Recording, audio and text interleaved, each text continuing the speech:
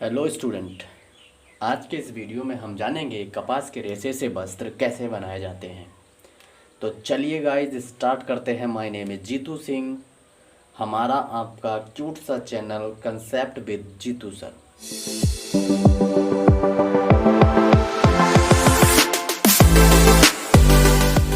देखो, कपास के रेशे को प्राकृतिक रेशे के अंतर्गत रखा जाता है।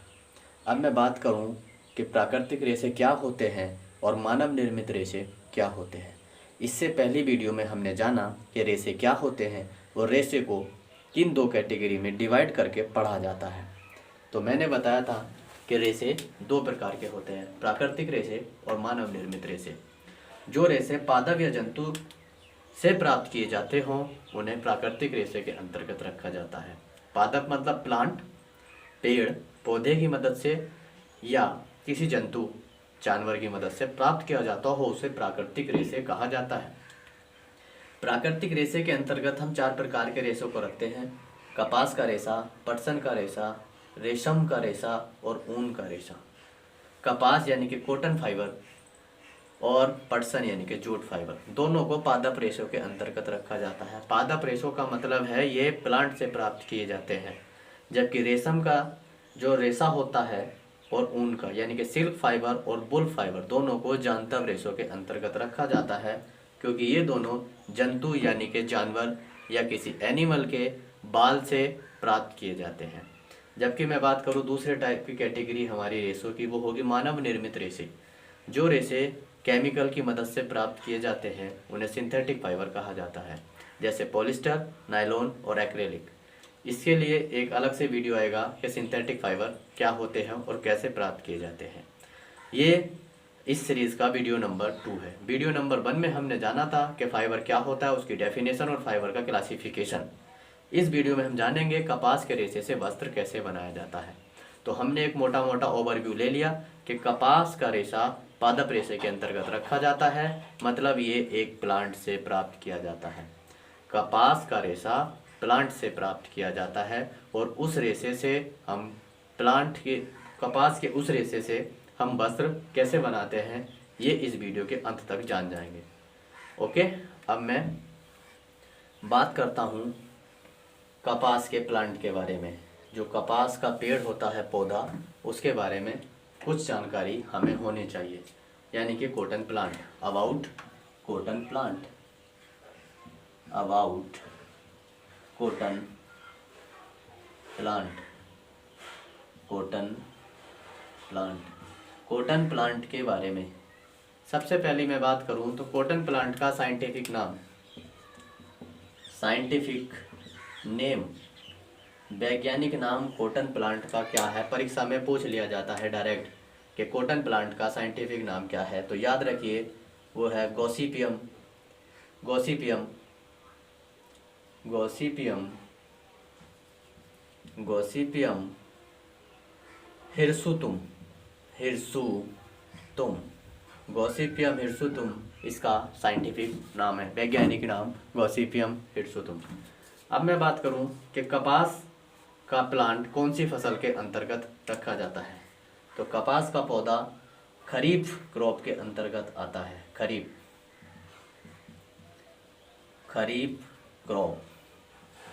क्रॉप के अंतर्गत आता है कपास का पौधा, खरीफ की फसल के अंतर्गत आता है, जो जून जुलाई के मंथ में बोई जाती है।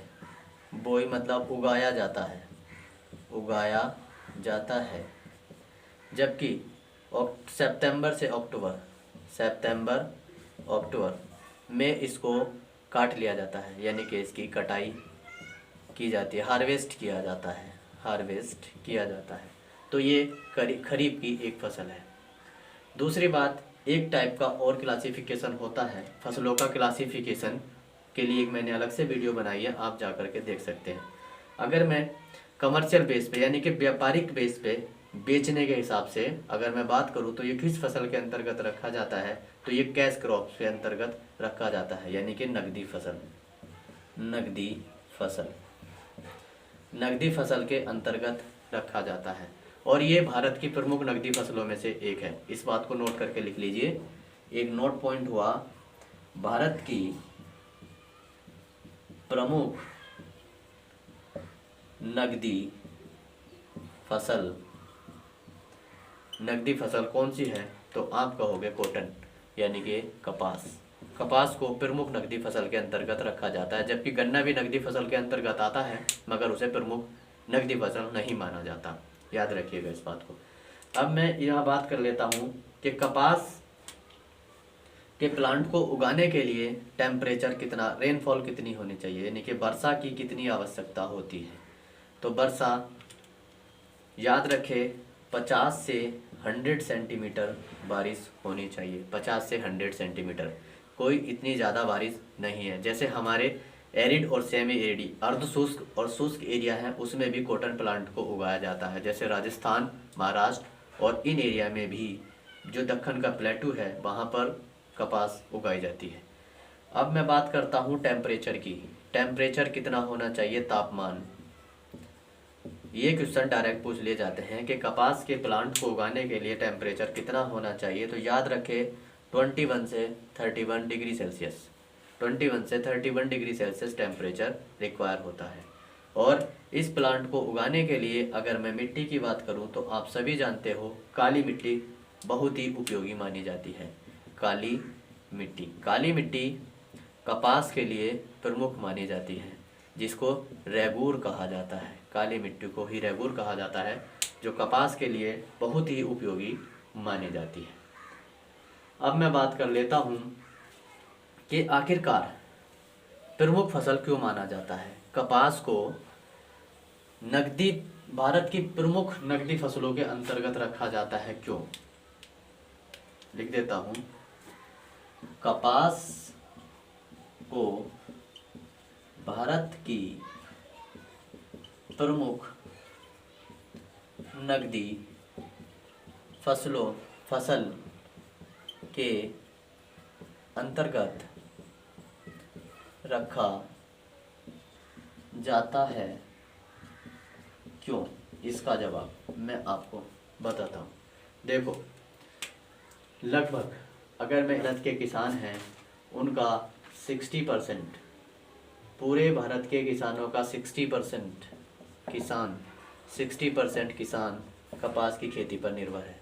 60% किसान कपास की खेती पर निर्भर है, कपास की खेती पर निर्भर है। पहली बात। दूसरी बात, 6 लाख टन एवरी ईयर उगाया जाता है कपास भारत में 6 लाख टन कपास उगाया जाता है एवरी ईयर। और अगर मैं बात करूं कि भारत में every year 6 lakh ton, 6 million ton उगाया जाता है। 6 मिलियन टन, मिलियन 10 लाख का 1 मिलियन होता है। 6 मिलियन टन एवरी ईयर कपास भारत में उगाया जाता है, और व्यापारिक फसलों के अंतर्गत इसको रखा जाता है। अगर मैं इसमें एक बात कहूँ तो चीन के बाद दूसरे नंबर पे उत्पादन में नंबर 2 है, यानी कि उत्पादन की दृष्टि से अगर देखें तो सबसे नंबर 1 पे आता है चीन, और नंबर 2 पे आता है भारत। मतलब नंबर 2 पे भारत है जो उत्पादन करता है, उगाता है, और नंबर 3 पे आता है यूएसए। सबसे ज़्यादा चीन में कपास उगाया जाता है, दूसरे नंबर पे भारत, और तीसरे नंबर पे यूएसए। जबकि सबसे ज़्यादा खपत के हिसाब से अगर देखा जाए, खपत के हिसाब से यानी कि कंज्यूम, तो सबसे ज़्यादा कंज्यूम करता है भारत कपास का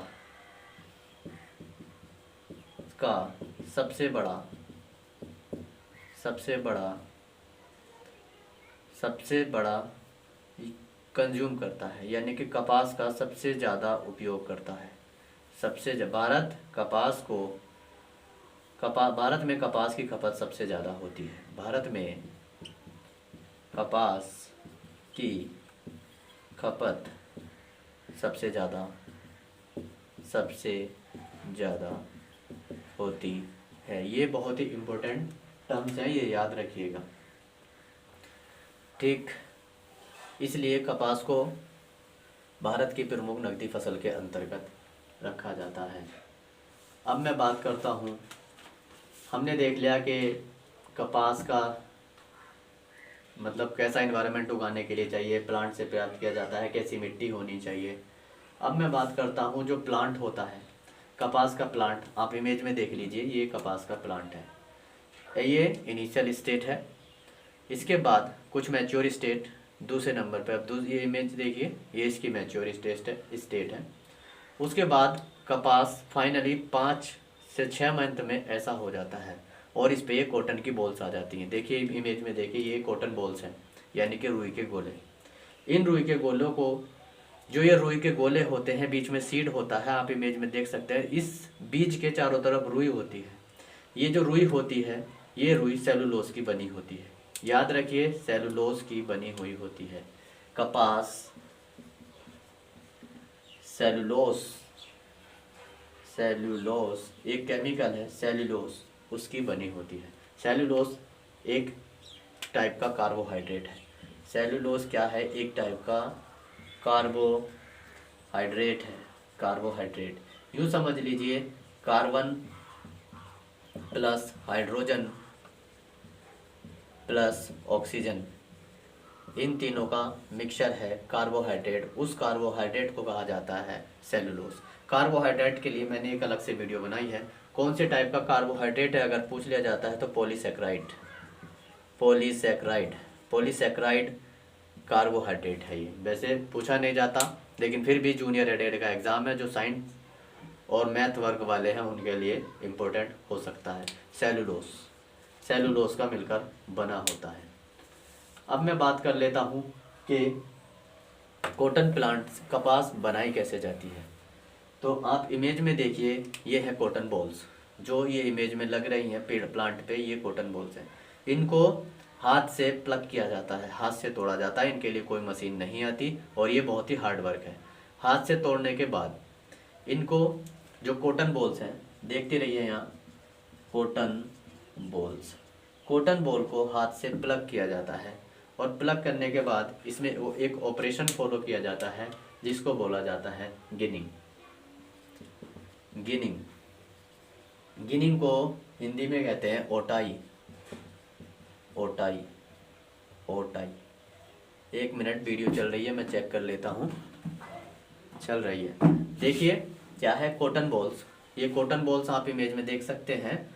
कॉटन बॉल्स को हाथ से प्लग किया जाता है और प्लग करने के बाद उसमें किया जाता है गिनिंग, जिसको बोलते हैं ओटाई मतलब इस कॉटन को यानी कि रुई को बीज से अलग किया जाता है। इमेज में देख सकते हैं ओटाई करते हुए, ऐसे ओटाई की जाती है। ओटाई करने के बाद उसको कंटामिनेशन के लिए भेज दिया जाता है, यानी कि कंटामिनेशन मतलब साफ सफाई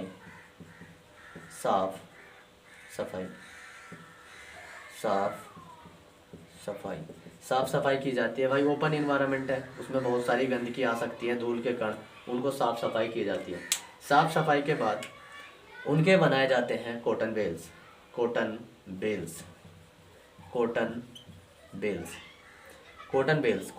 को आप इमेज में देखिए, ये कॉटन बेल्स है, यानी कि रुई को कॉम्पैक्ट करके रोल किया जाता है जिससे इनको ट्रांसपोर्ट करने में आसानी हो। उन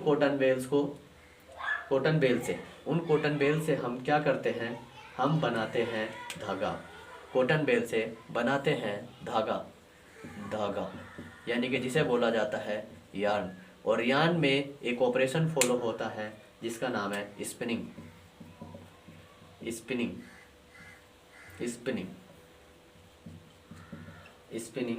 की जाती है।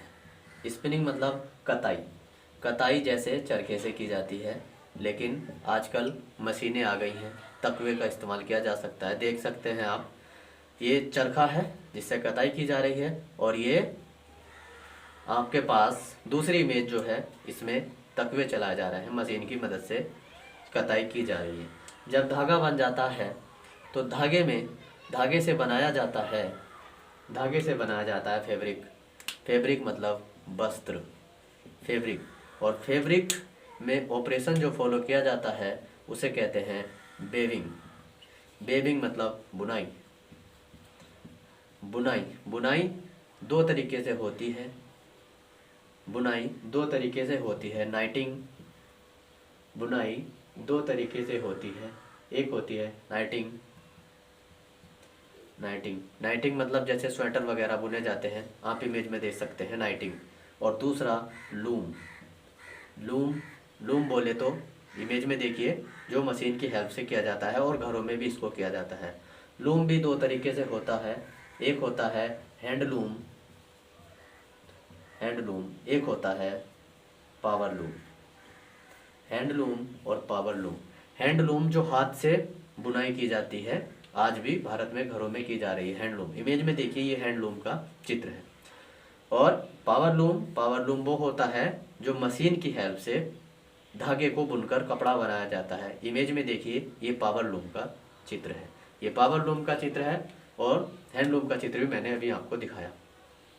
इस तरीके से बनाया जाता है कपड़ा।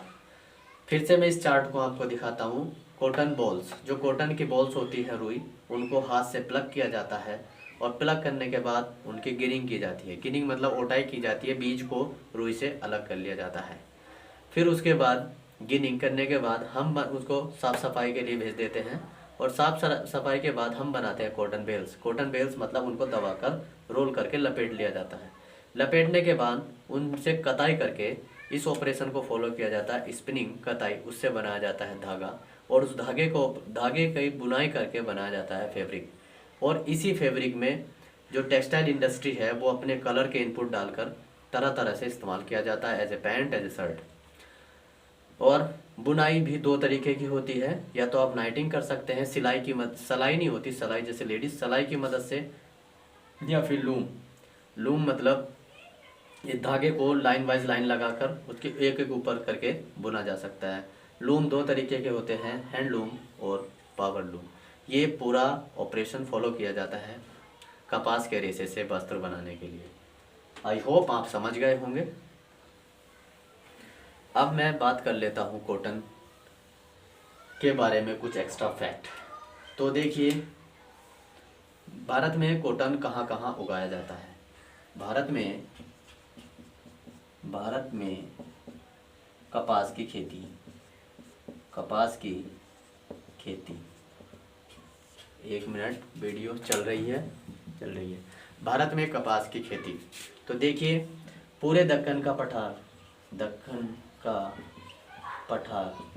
कपास की खेती के लिए उपयोगी है। पूरे दक्कन का पठार। और उस पूरे दक्कन के पठार में गुजरात नंबर 1 है, उसके बाद महाराष्ट्र में दूसरे नंबर पर कपास की खेती की जाती है। उसके बाद तेलंगाना राज्य को रखा जाता है। फिर आंध्र प्रदेश और 5वें नंबर पर है राजस्थान। यहाँ कपास की खेती की जाती है। सबसे ज़्यादा कपास की खेती गुजरात में की जाती है। सबसे ज़्यादा कपास गुजरात में उगाया जाता है। वैसे अगर देखा जाए तो पूरे भारत का दक्कन प्लेटू इसके लिए उपयोगी माना जाता है। अगर मैं बात करूं मैप से, तो ये भारत का एक भारत का मैप है, जिसमें ये राजस्थान का एरिया और ये महाराष्ट्र, आंध्र प्रदेश और ये गुजरात, तमिलनाडु, इस क्षेत्र में कपास की खेती अधिकतर की जाती है। ये याद रखिए, इस क्षेत्र में कपास की खेती मोस्टली की जाती है। और इससे रिलेटेड मैं कुछ एक्स्ट्रा फैक्ट अगर बताऊं, तो 7 अक्टूबर याद रखें, 7 अक्टूबर को मनाया जाता है वर्ल्ड कॉटन डे, विश्व कपास दिवस। वर्ल्ड कॉटन डे मनाया जाता है और ये 2019 से मनाया जाता है। तो हम कहें कि 2019 में फर्स्ट वार, 2020 में सेकंड वार और 2021 7 अक्टूबर 2021 को अब ये मनाया जाएगा। अभी चल रहा है अगस्त 2021, जुलाई के बाद अगस्त, सितंबर, अक्टूबर, यानी कि तीसरी बार इस साल मनाया जाएगा। और 7 अक्टूबर 2019 को 7 अक्टूबर 2019 को ही भारत ने एक फर्स्ट प्रीमियम ब्रांड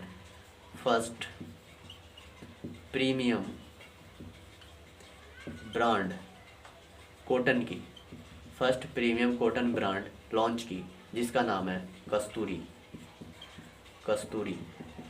यानी कि जैसे भारत में बासमती राइस है, बासमती चावल, उसी तरीके से भारत में कस्तूरी ब्रांड जो है वो कॉटन के लिए फेमस होगी।